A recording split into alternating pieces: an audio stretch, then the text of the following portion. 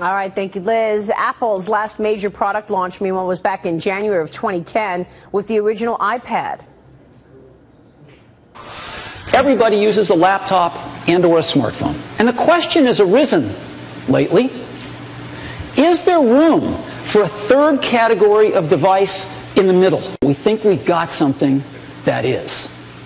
And we'd like to show it to you today for the first time. And we call it the iPad.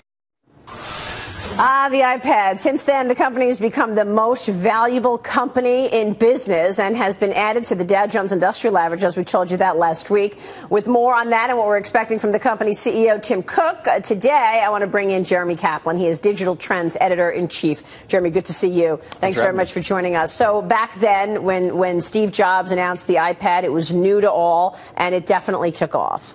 Oh, absolutely. Game changer. And when they introduced the iPhone, even before that... That was a bigger game changer. Immense game changer. So will the watch be a game changer? Oh, I personally don't think it is. What's fascinating here is the dichotomy. Some experts are saying, oh my gosh, it's really going to transform things. A lot of other people, a lot of very important people, myself included, are saying, I don't think this is really going to be a huge game changer. People are going to buy it, sure. They'll sell millions of them. Maybe not 30 million, maybe not 50 million, maybe only 5 million. But is it a huge game changer? No. Well, I mean, look, we're waiting for the announcement and exactly the capabilities of this watch. But let's speculate for a second what this watch might be able to do. Send emails, make a phone call, search the web.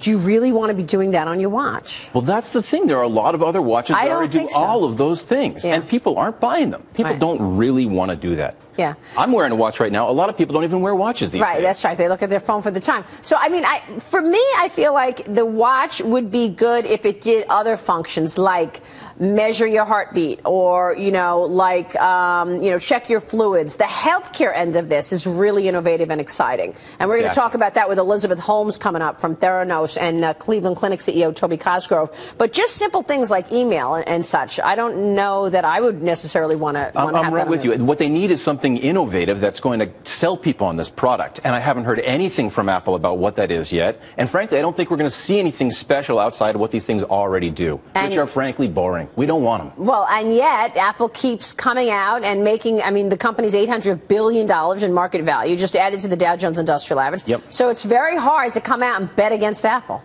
I wouldn't bet against them. I'm sure that the stock is probably going to do well. I'm sure they're going to sell a lot of them. And frankly, I'm a technology guy. From a technology perspective, it's interesting, I guess. It's not particularly innovative. You're a business person, though. You know business. Why are people buying these things from a company that isn't doing all this innovation?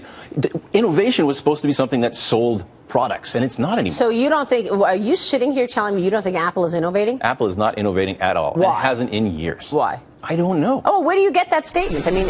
Tell me about the iPhone, the iPad. That's innovative. Well, when we started the segment, you pointed out the iPad was 5 years ago. So you're saying since the iPad, there's no innovation? The iPad, the operating system that runs it is primarily the same as it was when it first came out. The same for the iPhone. The interface has not changed at all, frankly, since 2007 when that thing first came out.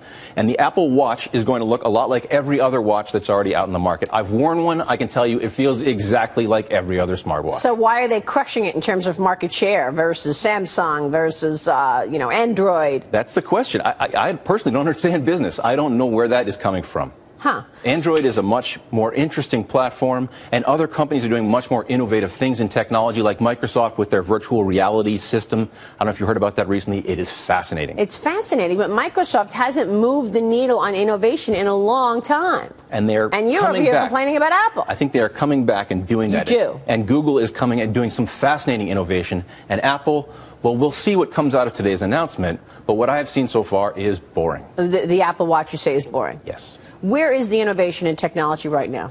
I think the virtual reality space is fascinating. The product from Microsoft is called the HoloLens. It's not really holographic, but they claim it is. Anyway, it still is fascinating stuff. And at the recent smartphone conference in Barcelona, we saw a similar product from a company called HTC. My deputy editor was out there, and he said it was amazing.